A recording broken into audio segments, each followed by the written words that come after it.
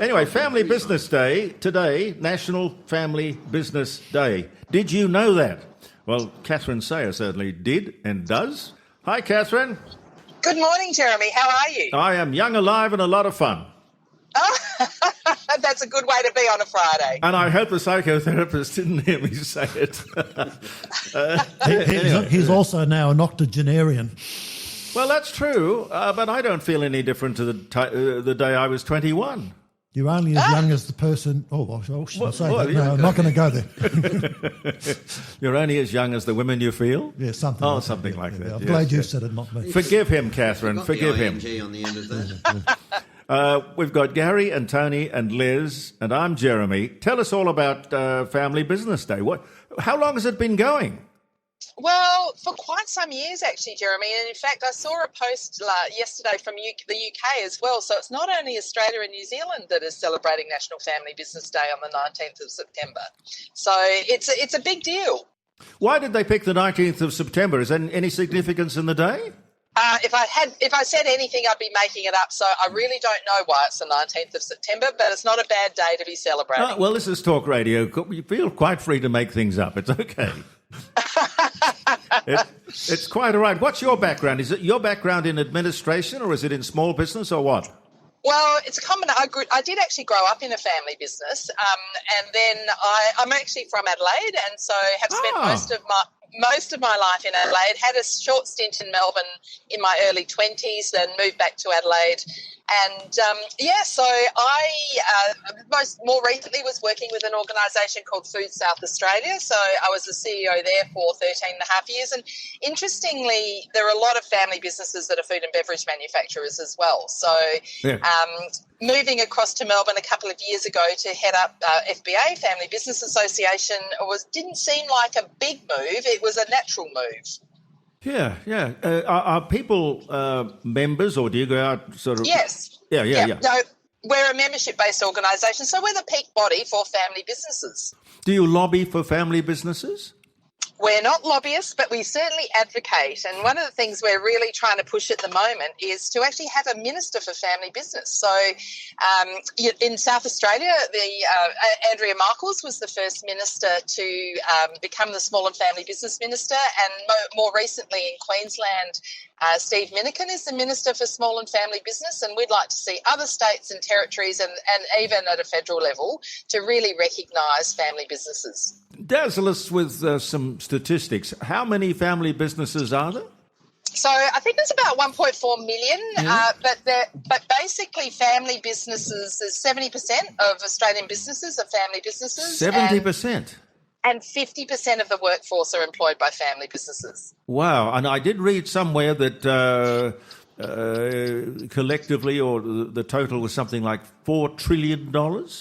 That's correct. You know, if you value a sector like we do with a lot of our sectors, it's worth $4.3 trillion. Like, it's massive. Wow. And I would think fairly beleaguered at the moment. I would think running a business today would be at a particularly hard time in our history. Well, I think that's true for all businesses. But the interesting thing about family businesses is they have what's called patient capital, and they're very patient investors. And so, in actual fact, a family business with its longevity is quite impressive. So yes, they can weather the tougher times probably better than many other businesses can. Do many survive the clogs to clogs in 3 generations cliche that you start a family business and 3 generations down the track they've lost a lot? Yeah, well, I think that's a bit of an interesting stat, and I think that it's a bit of a folklore and a myth in many respects, because if you look at in South Australia, for example, where you are, you think about all those businesses, multi-generational businesses. Yeah. And Coopers is a really good example. Yes. They're 6 generations, probody going into 7. Haigh. You've got Haigh's chocolates. Haigh is another one, yeah. Paramount Absolutely. There's Berenberg, there's Barossa Fine Foods, there's San Remo, there's Bickford's, there's Thomas Foods. They're all multi-generational businesses. Paramount Brown, Gary says? Yes, Scrap metal empire. Yep. Yeah, absolutely. So there are so many, and this is the thing about family businesses. They are everywhere. And so National Family Business Day is about making a loud noise to everybody, because we know consumers love family businesses, and celebrating the day. Not today, but every day as well. Well, at times I can imagine it being an absolute joy knowing so well the people around you, family, you know their strengths, you know their weaknesses. That's right. And one would assume sort of more loyalty to a family than to an employer. But then you got things like the Murdochs. Now that, gee. What a mess. What a mess. Well, what's the old saying? Sharper than a serpent's tooth is an ungrateful child. Well, we might leave that one alone. Well, I would think that the kids would do what Dad wanted. Hell, it's his business. Well, and that is the really interesting issue about succession and family businesses, and when is the right time to let go? When is it the right? Who is the right person to take over? There's a whole lot of stuff. And I guess entitlement falls into that category. And if you look at the Reinhardt Empire, the same issue applies there. Yeah. So it doesn't matter what the matriarch of the family wants to do. It depends on what the kids might feel they're entitled to. Yeah, but one of the... Go on. I was going to say one of the key things around succession is communication, and communication early. So what I typically see is people don't talk about the next steps, the next generation, the whole succession plan, and they don't communicate, and they don't communicate freely, and that is a real challenge.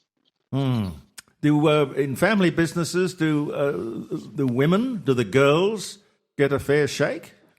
Well, it's interesting you say that. I heard a stat only the other day, and I can't remember it exactly, but in terms of the next intergenerational succession, women are actually the predominant sex taking over. So I think it was something like 70-30 or something. So women are definitely at the forefront of family businesses. What do you do, I wonder, if you've got a successful family business and none of the kids want to go into it? What do you do then? So there's a number of options. One is you can sell the business, get the business ready to sell. Often family businesses do sell to family businesses, so it's not all lost from the sector. Yeah. The other option is to actually put non-family executives in and still have the ownership, but actually have other people running it. So there's a number of different things that families can look at if they want to continue running an operating family business. And that often happens, Catherine, in agriculture when the kids don't want to have that lifestyle. They want to be in the big smoke in the city. Well, that's right. I mean, if you're a small business in particular, you do notice that people work hard. Everybody works hard in a family business, and they roll their sleeves up and get into it. But often in a smaller business, they've got so much more that they have to do. And sometimes the kids just don't want to take over, but that's okay. In the context of our current economic situation, when I'm talking about Australia, what are the major impediments you feel that go against running a family business? Well, it's interesting. There's a whole lot of taxation things that we'd be keen to have a look at, because if you're transferring a sale of a business, for example, from one generation to another, you've got the stamp duty issue, you've got capital gains tax, all those sorts of things, which seem a bit just doesn't seem quite right. If you're continuing through a family and generation to generation, there should be something in there that actually allows families to transfer the ownership without being taxed for it. Yep. That makes sense.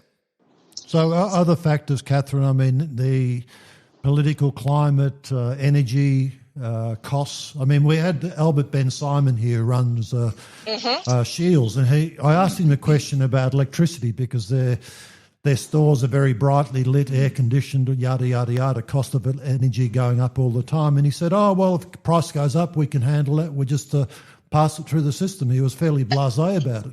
But for it's the cost of doing business, isn't it? But for many businesses, energy, and if you're running a small delicatessen with refrigeration, air conditioning, lighting, it becomes a huge drag. Absolutely. It's a very big cost. Electricity or, utilities, huge cost. It is, in fact, the multiplier. It is what is causing the cost of living situation we have at the moment, because the price of electricity affects the cost of everything. Everything we buy, every place we go, everything we do. Absolutely. Unfortunately, we don't seem to have a government that's recognising that fact. I might leave that one alone too. Well, you don't want to offend anyone, I suppose. But if you say you're not a lobby group, but if you were advocating for small businesses, what are the big issues that you would like to see fixed? I've just touched on that one, but in terms of the taxation and sort of more support for family businesses that way, but also actually having a minister for family business would be fantastic, because if you're sitting at a cabinet table and that's your portfolio, then you clearly have an interest in making sure that particular portfolio does well. So, it's not a unique situation now. As I said, we've got South Australia and we've got Queensland. So it's time for the rest of the states and territories to really think about it and really engage to support family businesses, because family businesses provide so much diversity in our community and to the economy. So we really need to support them. And Catherine, later in the program, we have a psychotherapist as a guest, and on the issue of psychotherapy or psychology, how do you find your clients now? Are they more fractured and more tormented by business than what they used to be, or are they riding on the crest of a wave? What's your gauge on the mental health of small business people? Well, it's a really good question. I mean, I think because we are so diverse as well, different sectors are doing better or worse than others. So it would be hard to generalise. But, for example, we run a program within FBA called a forum group program, and that's where family business people get together 10 times a year with an independent facilitator. And I only heard one of our members say to me this morning, it's cheaper than seeing a psychologist. So the fact that they've actually got their group that they can really relate to and connect with on a regular basis, actually there's a lot of support in our community. Yeah. Well, it's a good thing you're there. Do you have meetings and things like that, or do you put out a newsletter? How do you keep in contact with all? Anyone can subscribe to our newsletter. We have a national one that goes out once a month and then a state-based one that goes out once a month as well. And we have bucket loads of events. I've just come from one where we call it Meet the Owner, and it was all about 3 of our members and manufacturers and all their story, their family business dynamics, and it was fantastic. And one of them is Sutton Tools, and Sutton Tools is one of the last manufacturer of their kind in Australia, and they are fantastic. And we had Abbey Packaging and also Anchor Products, and so they're 3 excellent manufacturers in Victoria. Les used to work in the wine business. Was it Orlando? Orlando was initially G. Grant and Sons, a family company. Then in 1970, the English multinational Reckitt and Coleman purchased them, because as a family company they were good makers of booze, but they weren't necessarily good marketers. So they needed expertise. That typically. And what's the difference between underarm deodorant and wine? Exactly. You can do one, you can do the other. And I think, Catherine, you'd probably agree with me that a lot of family businesses are good at their craft, what they're actually doing, but they're not necessarily always good at selling and marketing their products. Well, you can't be good at everything.